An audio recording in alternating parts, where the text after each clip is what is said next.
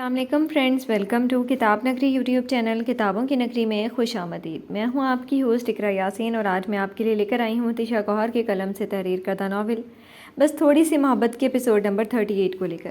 یہ ہے اس ناول کی سیکنڈ لاسٹ ایپیسوڈ۔ اس ایپیسوڈ کو سٹارٹ کرنے سے پہلے آپ کر لیجئے ہمارے چینل کو سبسکرائب، ویڈیو کو لائک اور کلک کر لیجئے بیل آئیکن کو۔ اب آتے ہیں ایپیسوڈ کی جانب۔ حمید احمد نے عمر کو مکان کے کاغذات دے دیے تھے تاکہ وہ انہیں گروی رکھوا کر کاروبار کے لیے رقم کا بندوبست کر سکے۔ کچھ رقم انہوں نے اپنے پرانے دوستوں سے بھی لی تھی۔ عمر اریبہ کو لے کر میکے گیا ہوا تھا اور اس کا ارادہ تھا کہ اریبہ کو وہاں چھوڑ کر وہ وہیں سے بینک چلا جائے گا۔ شائستہ اور نفیسہ اس بات سے بالکل انجان تھی کہ حمید احمد نے ایمان کو آگ کر دیا۔ وہ تاشا کی طرف جانے کا سوچ رہی تھی، لیکن اسی وقت تاشا کو اپنے سامنے دیکھ کر انہیں پہلے حیرت ہوئی اور پھر نہایت خوشگواری سے انہوں نے تاشا کو باری باری گلے لگایا۔ آج ہم تمہاری ہی طرف آنے کا سوچ رہے تھے، اچھا کیا تم خود آ گئی، جب سے گئی اس گھر کو بھول ہی گئی ہو، ایمان چھوڑ کر گئے۔ شائستہ نے مسکراتے ہوئے پوچھا۔ ان کے لہجے میں خوشی اور دکھ کی ملی جلی کیفیت تھی۔ تاشا نے نفی میں سر ہلایا۔ نہیں، اکیلی آئی ہوں، کہتے ہوئے اس کی نظر شائستہ کے پیچھے کو گئی جہاں سے حمید احمد اپنے کمرے سے نکل رہے تھے۔ تاشا کو وہاں دیکھ کر وہ خود بھی حیران ہوئے تھے، لیکن اس حیرت میں خوشی کا عنصر زیادہ اور نمایاں تھا۔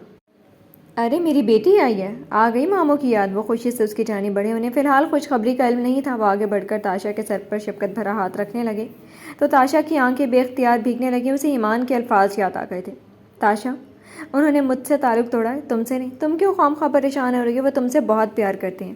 اس بات میں واقعی کوئی شک نہیں تھا کہ وہ تاشا سے بہت محبت کرتے تھے، اور اس وقت تاشا نے بھی یہ بات محسوس کی تھی، لیکن وہ یہاں جس مقصد سے آئی تھی اس وجہ سے حمید احمد کے قریب نہیں ہو سکی۔ اس کا اجتناب وہ محسوس کر گئے تھے۔ ماموں جان، مجھے آپ سے کم از کم اس قدر خود غرضی کی امید نہیں تھی۔ تاشا کے الفاظ پر حمید احمد چونکے۔ اس نے پہلی مرتبہ ان سے اس لہجے میں بات کی تھی۔ وہ ناراض نہیں تھی، وہ مایوس تھی اور دکھی تھی۔ حمید احمد کی خاموشی پر تاشا نے اپنی بات جاری رکھی۔ آپ ایمان کے ساتھ ساتھ ایسا کیسے کر سکتے ہیں؟ وہ بیٹا ہے آپ کا، آپ اس سے ہر تعلق کیسے توڑ سکتے ہیں؟ تاشا کی دکھ بھری بھیگی آواز پر نفیسہ اور شائستہ نے قدرے بری طرح چونک کر حمید احمد کو دیکھا۔ تاشا کیا کہہ رہی تھی؟ تاشا بیٹا کیا ہوا ہے، صاف صاف بتاؤ۔ نفیسہ کی آواز گونجی تو اس نے نظریں حمید احمد پر ہی رکھتے ہوئے کہا، ماموں جان نے ایمان کو آگ کر دیا ہے۔ وہ مختصر بولی تو شائستہ کی آنکھیں حیرت اور بے یقینی سے پھیل گئیں۔ انہوں نے صدمے سے منہ پر ہاتھ رکھ لیا تھا۔ انہیں تاشا کے الفاظ سن کر شدید قسم کا جھٹکا لگا تھا۔ حمید احمد ہنوز اسی طرح کھڑے تھے۔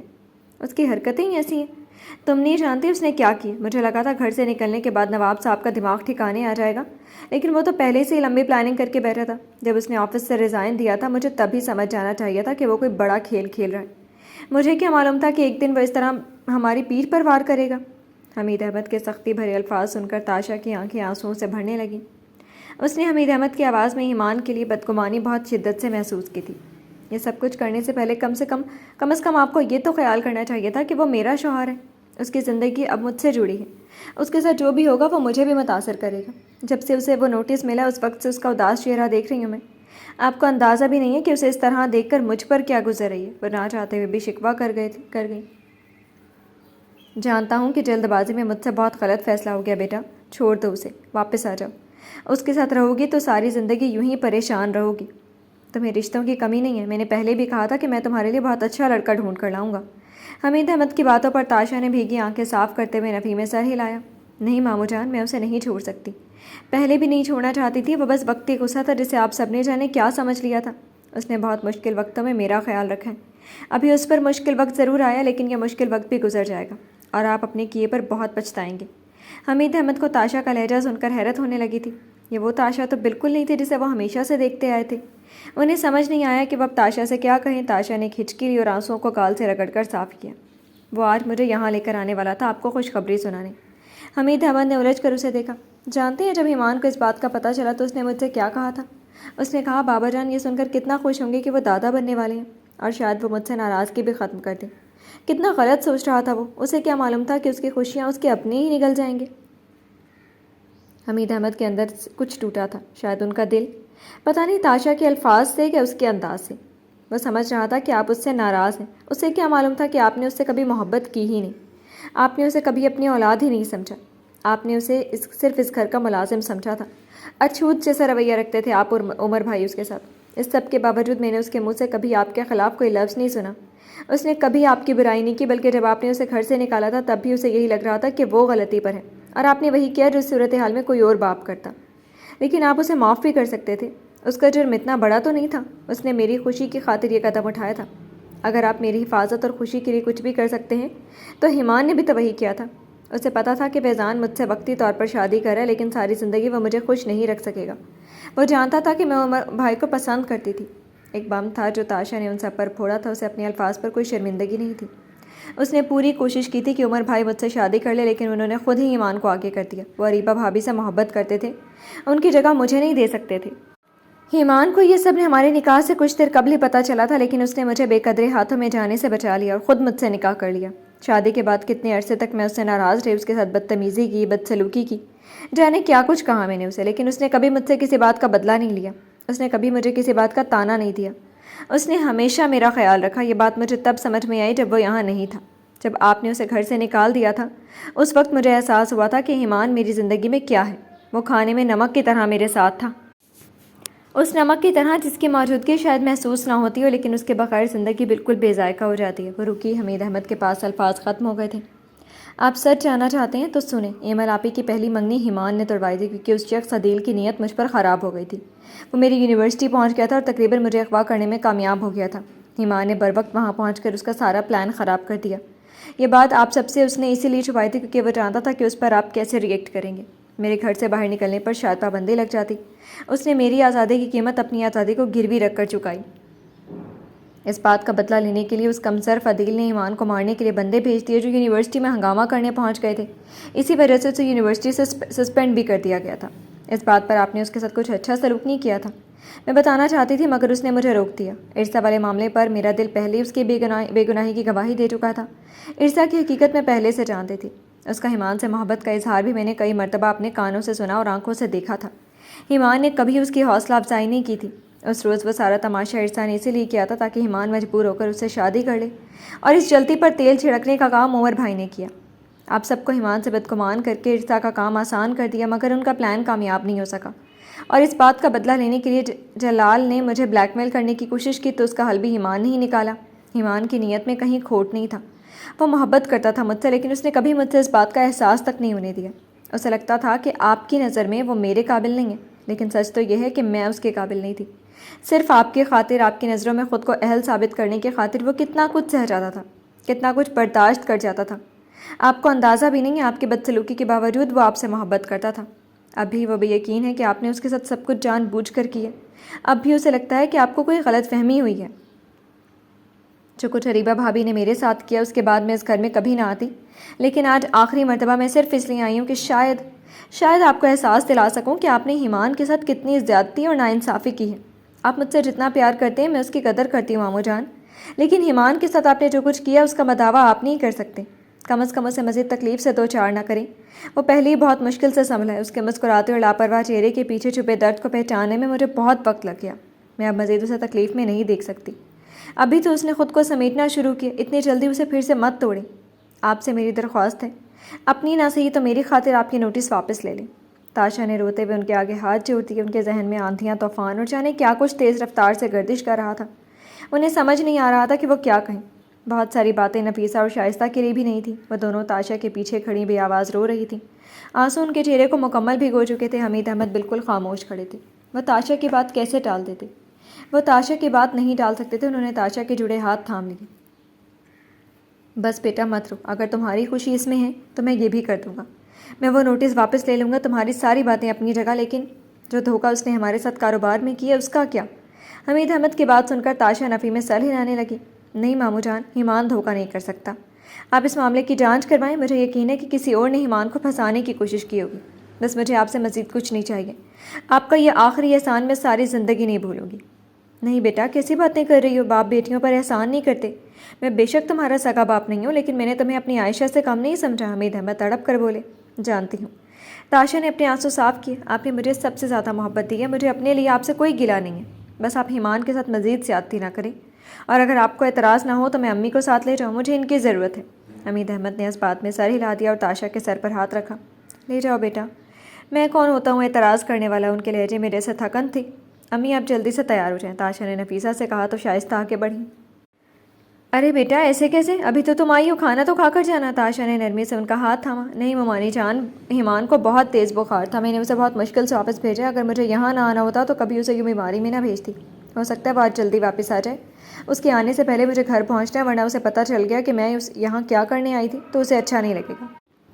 اس نے ایک نظر گردن گھما کر حمید احمد کو دیکھا جو شکستہ سے کھڑے تھے، اور پھر شائستہ سے بولی، ویسے بھی وہ مجھے یہاں لانے والا تھا آپ سب کو خوشخبری سنانے، لیکن مجھے اندازہ نہیں تھا کہ میں یہاں اس مقصد سے آؤں گی، وہ بھی اس کے بغیر۔ بظاہر وہ شائستہ سے مخاطب تھی، لیکن یہ جملے اس نے حمید احمد کو سنائے تھے۔ تاشا کے جانے کے بعد حمید احمد گہری سوچ میں مبتلا ہو گئے تھے۔ تاشا نے جو کچھ ان سے آج کہا تھا وہ سب کچھ ان کے وہم و گمان میں بھی نہیں آ سکتا تھا۔ وہ اسٹڈی میں تنہا بیٹھ کر ماضی کے مختلف حالات و واقعات کا بغور جائزہ لینے لگے تھے۔ وہ سوچ رہے تھے کہ جیسا تاشا کچھ کہہ رہی ہے، کیا ایمان واقعی میں ایسا اس سے ملتا جلتا کچھ ہے؟ کیا واقعی اس نے دھوکہ نہیں دیا تھا؟ عرصہ سے نکاح کے لیے مناتے وقت انہوں نے ایمان کو بھی اس قدر مارا تھا کہ وہ شدید زخمی ہو گیا تھا، مگر پھر بھی ان کی کرسی پر ڈھہ جانے پر وہ ان کا ہاتھ تھامنے آگے بڑھا تھا۔ حمید احمد کو یاد تھا کس طرح روتے ہوئے وہ انہیں فکرمند نگاہوں سے دیکھ رہا تھا۔ یونیورسٹی سے 2 ہفتوں کی سسپینشن ملنے پر جب انہوں نے ایمان سے باز پرس کی تھی، تب بھی اس نے منہ نہیں کھولا تھا۔ اس کی ایک ہی رٹ تھی کہ میں ان لڑکوں کو نہیں جانتا، حالانکہ وہ سب کچھ جانتا تھا۔ تاشا کی اچانک شادی کے پیچھے بھی جو خوف حمید احمد کو تھا، وہ اس کی شادی کے بعد اچانک ہی کہیں دب گیا تھا۔ انہیں یاد تھا کہ فیضان کی گمشدگی کا سن کر انہوں نے عمر سے ہی تاشا کی شادی کی بات کی تھی، مگر وہ انہیں ٹال گیا تھا۔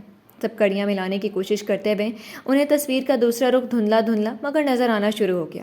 انہیں ہر موقع پر ایمان کو ذلیل کرتا ہوا عمر نظر آنے لگا۔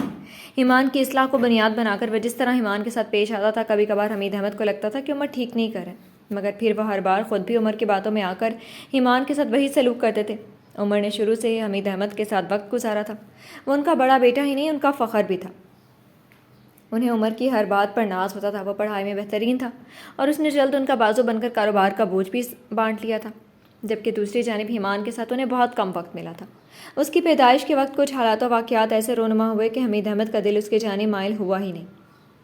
اس کی خلا بھی عمر نے پوری کر دی تھی۔ انہیں کبھی اس بات کا خیال ہی نہیں آیا کہ جس طرح وہ عمر کو اپنے ساتھ ساتھ رکھتے تھے، اس سے لاڈ پیار کرتے تھے، ایمان سے بھی ویسا ہی رویہ رکھتے۔ شگفتہ کی باتیں ان کے دل میں بدگمانیاں ڈال چکی تھیں، جس کی وجہ سے انہوں نے کبھی ایمان سے اولاد جیسے اپنائیت نہیں رکھی۔ وہ شائستہ کا لاڈلا تھا اور انہیں لگتا تھا کہ شائستہ کا لاڈ پیار اسے بگاڑ دے گا، جب ہی وہ اس پر سختی کرتے رہے۔ اس کے پہلے ایگزامز میں نمبر کم آنے پر انہیں جو صدمہ ہوا تھا، پھر وہ صدمہ ساری زندگی رہا۔ وہ ہر بات میں اس کو عمر سے موازنہ کرتے رہے، اور جہاں وہ نہیں کرتے تھے عمر کر دیا کرتا تھا۔ انہیں اچھی طرح یاد تھا کہ عمر پر انہوں نے کبھی کسی چیز کی پابندی نہیں لگائی تھی، عائشہ پر بھی نہیں لگائی اور نہ ہی تاشا پر، لیکن ایمان وہ واحد بچہ تھا جسے حمید احمد نے بہت سختیوں اور پابندیوں میں بڑا کیا تھا۔ اسے دوستوں سے عام طور پر ملنے کی اجازت نہیں تھی، رات دیر تک گھر سے باہر رہنے کی اجازت نہیں تھی، اسے جیب خرچ بھی کم ہی ملتا تھا اور اکثر اوقات سزا کے طور پر بھی وہ بند کر دیا جاتا تھا۔ تاشا سے اس کے ان گنت جھگڑے ہوتے تھے اور ہر بار تاشا کی شکایت پر وہ اسے ہی پیٹتے تھے۔ عمر سے الگ ذلیل ہوتا تھا اور حمید احمد سے الگ۔ ماضی کی یادیں بہت تلخ تھیں۔ غور کرنے پر انہیں پتہ چلا کہ ایمان کے ساتھ ان کی کوئی یاد ایسی نہیں تھی جسے وہ خوبصورت یاد کہہ سکتے۔ یا تو وہ ان سے ڈانٹ سنتا یا مار کھاتا، یا وہ کسی کام سے اسے اپنے پاس بلاتے تھے۔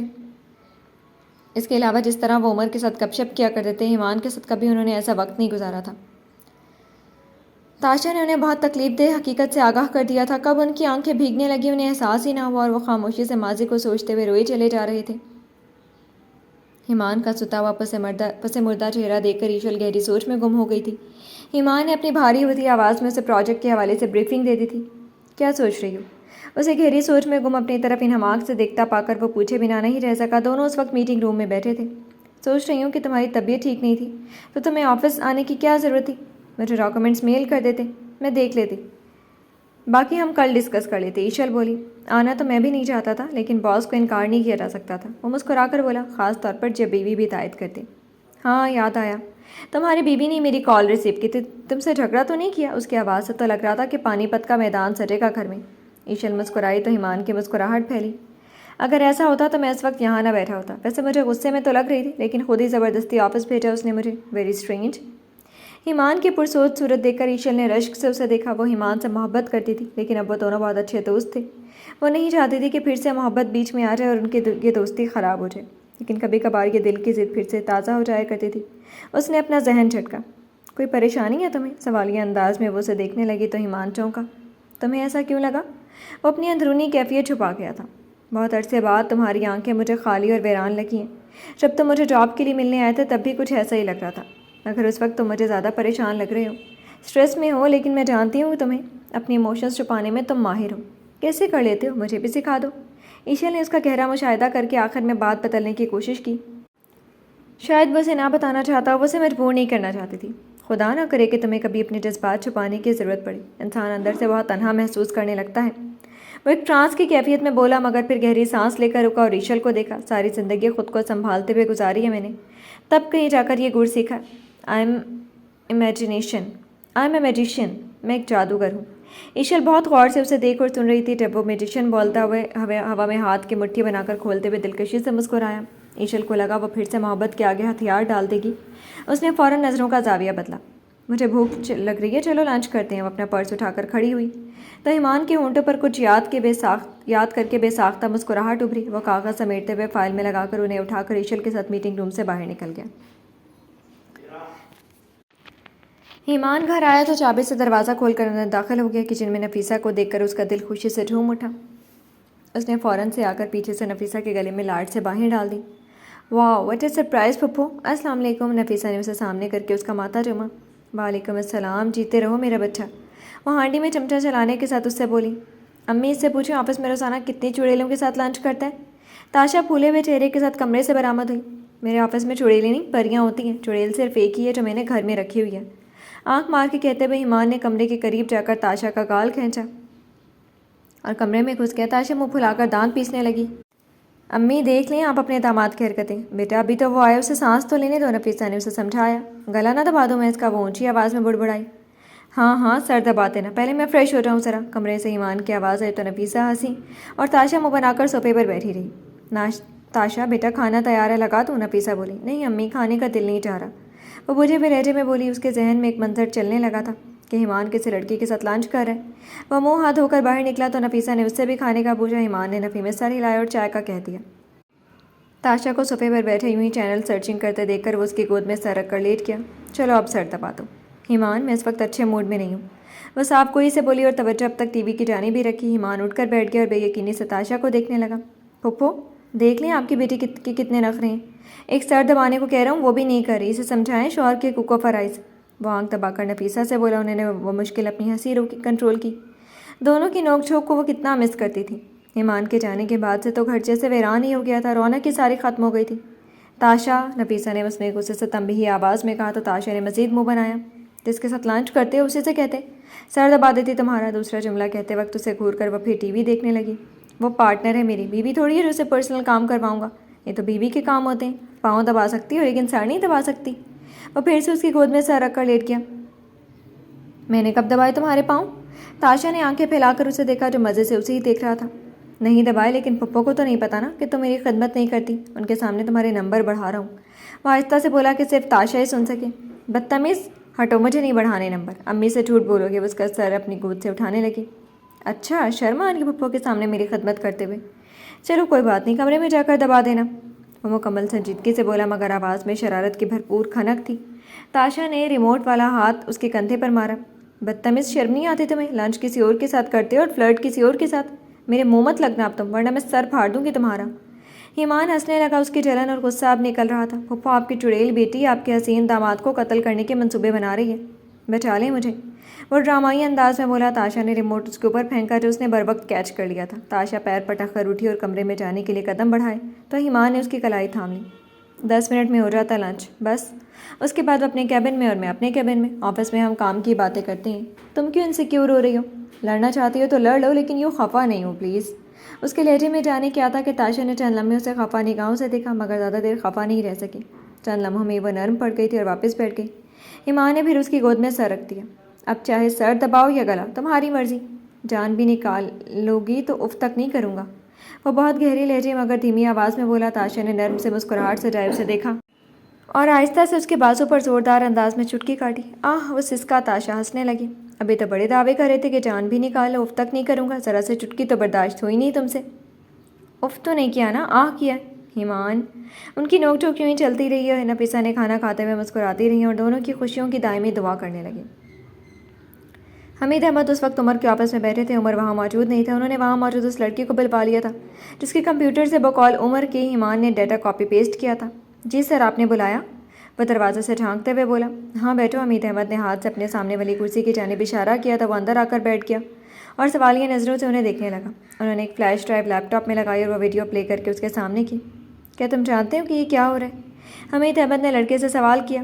جی سر، میرے کمپیوٹر میں وائرس آ گیا تھا تو میں نے سر ایمان سے بات کی تھی، انہوں نے کہا کہ وہ بالکل ٹھیک کر دیں گے۔ ہماری کمپنی کے جو پروجیکٹس ٹریول کمپنی کے پاس گئے ہیں، تمہارے کمپیوٹر سے ایمان نے ان کا ڈیٹا چوری کیا۔ کیا تم یہ بات جانتے ہو؟ حمید احمد اسے جانچتی نظروں سے دیکھنے لگے۔ نہیں سر، ایسا نہیں ہو سکتا۔ وہ نفی میں سر ہلانے لگا۔ اس ویڈیو کو غور سے دیکھو، اس وقت آفس میں کوئی نہیں ہے، کیا اب بھی تم یہ بات چھپاؤ گے؟ حمید احمد نے پھر سے اس بات پر زور دینے کی کوشش کی۔ اس لڑکے نے آگے ہو کر چند لمحے اسکرین کو غور سے دیکھا اور پھر مسکرا کر تھوڑا پیچھے کو ہو کر بولا۔ نہیں سر، آپ کو غلط فہمی ہوئی ہے۔ میرے کمپیوٹر سے زیادہ پروجیکٹس کی ڈیٹیل تو سر عمر اور خود ایمان صاحب کے پاس تھی، انہیں میرے سسٹم سے چرانے کی کیا ضرورت تھی؟ اور آپ اس ویڈیو کی ٹائم سٹیمپ دیکھیں، یہ آفس کا لنچ ٹائم تھا، سب لوگ کینٹین گئے ہوئے تھے۔ ورکنگ آورس میں تو مشکل ہو جاتا کیونکہ سر عمر انہیں بالکل بھی کام کے دوران ادھر ادھر جانے نہیں دیتے تھے۔ میں بھی اس وقت کام کرتا تھا، اس لیے انہوں نے کہا کہ وہ بریک ٹائم میں میرا سسٹم ٹھیک کر دیں گے۔ لیکن سر، اس پہ ٹائم سٹیمپ کیوں نہیں ہے؟ اس نے انگلی سے اسکرین کے کونے کو دیکھا جہاں عموماً وقت کی مہر لکھی ہوتی تھی۔ حمید احمد نے غور کیا تو معلوم ہوا کہ واقعی وقت کی مہر تو اس پہ تھی ہی نہیں۔ انہوں نے پہلے غور کیوں نہیں کیا؟ اس کا مطلب ہے کہ یہ ویڈیو ایڈٹ کی ہوئی ہے۔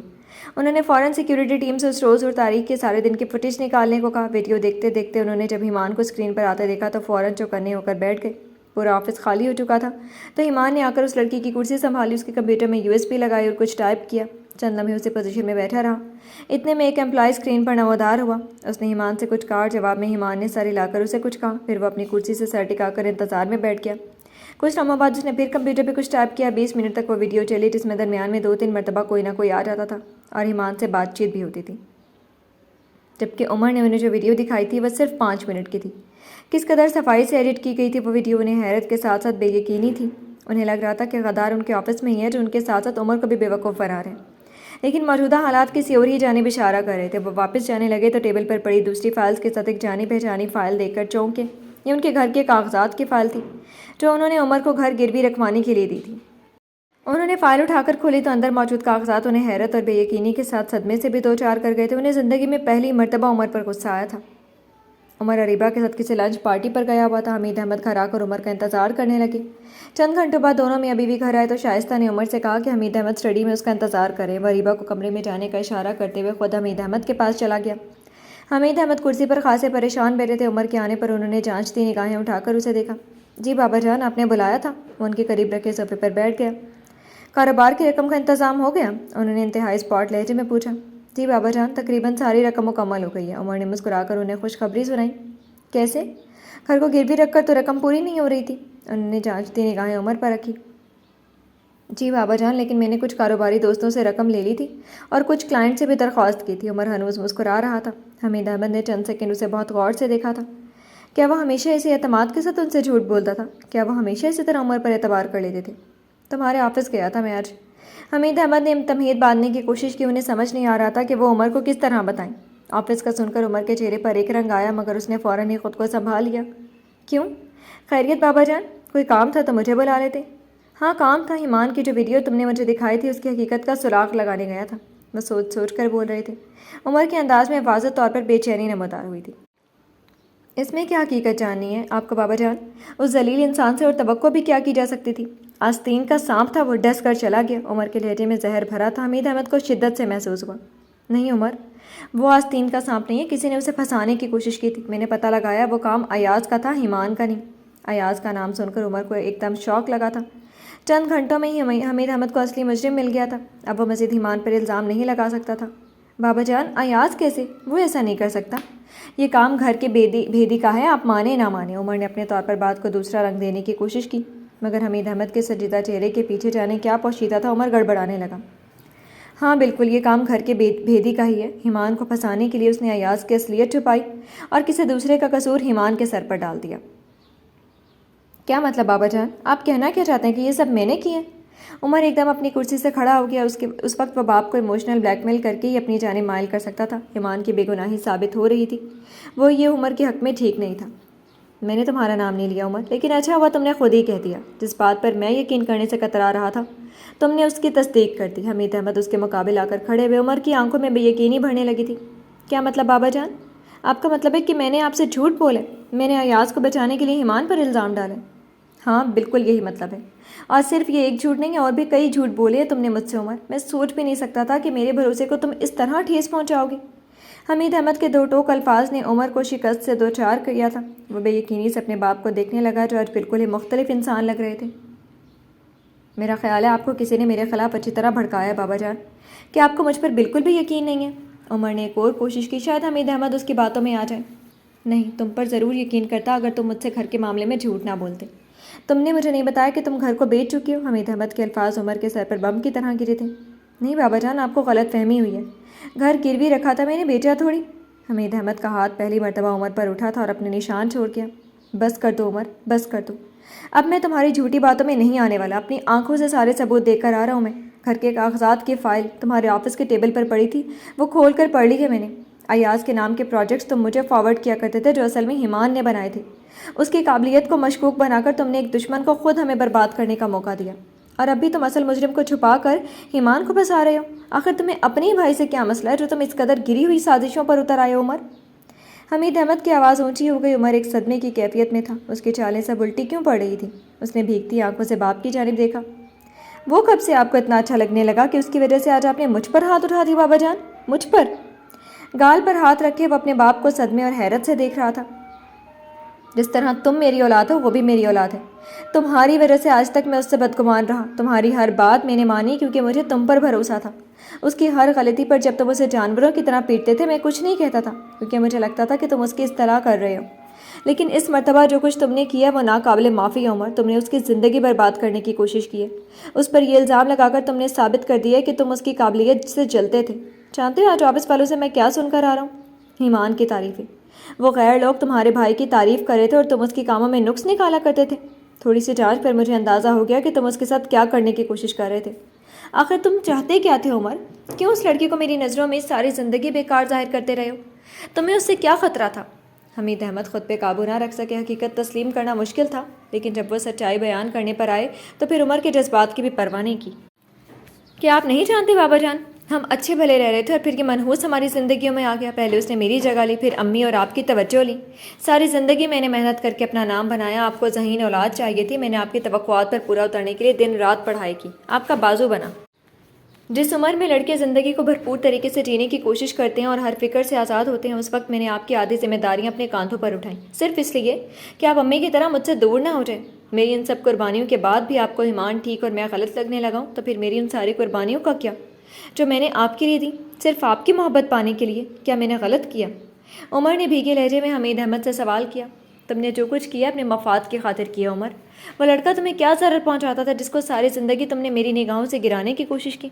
اس کی غلطی صرف یہ تھی کہ وہ پڑھائی پر توجہ نہیں دیتا تھا، اور تاشا نے تمہارے ساتھ مل کر اس لڑکی کی زندگی کو جہنم بنانے میں کوئی کسر نہیں چھوڑی۔ جانتے ہو، جب تاشا نے مجھے ہر حقیقت بتائی تو میں سوچنے بیٹھا کہ کبھی میں نے اسے اپنی گود میں بٹھایا یا کبھی اس سے پیار سے بات کی ہو، کبھی اس کے لاڈ اٹھائے ہوں جیسے میں تم دونوں کے اٹھا رہا تھا، لیکن مجھے ایسا کوئی بھی لمحہ یاد نہیں آیا۔ اس لڑکی پر ہمیشہ میں نے کڑی نظر ڈالی، وہ مجھے دیکھ کر ڈر جاتا تھا اور میں سمجھتا تھا کہ غلطی پکڑے جانے پر ڈرتا جاتا ہے۔ کبھی اس نے میرے کسی حکم کو منع نہیں کیا سوائے عرصہ سے شادی کرنے کے۔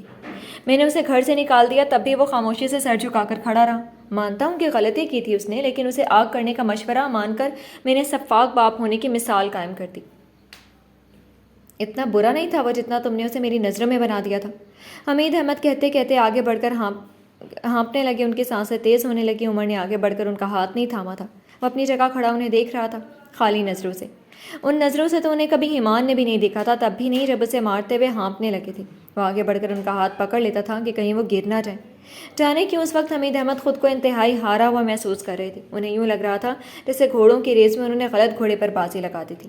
ٹھیک ہے بابا جان، وہ کمینہ مجھ سے بلاخر آپ کو بھی چھین ہی چکا ہے، تو پھر اب میرا یہاں رہنے کا کوئی جواز نہیں، میں جا رہا ہوں۔ آپ کو آپ کا دوسرا بیٹا مبارک۔